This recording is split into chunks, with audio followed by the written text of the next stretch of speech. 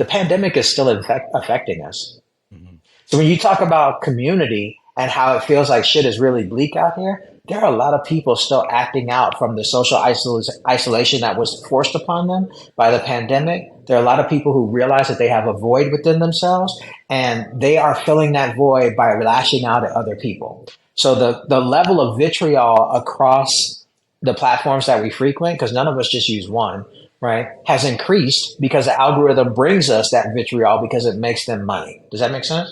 Yes. They've always been nasty folk. Ask any woman who's been online for any amount of time. There've always been raggedy ass dudes that come in their mentions wanting to do this, that, and the third, or even threaten them, right? If they don't act right. Right meaning they don't give the guys the attention that they want, right? So women can tell you this has always been trash. If you talk to Feminista Jones or Mickey Kendall or so many other non-binary folk who have been in the trenches, right? They'll tell you it's always been nasty. But the nastiness has now expanded beyond people with marginalized identities to where everybody's getting heat, right?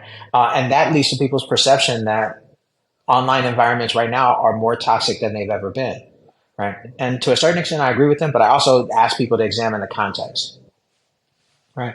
One of the texts I teach for my class is a text from 1992, before there was even social media. This is all like a technology called Multiplayer Online Dimensions, MUDs.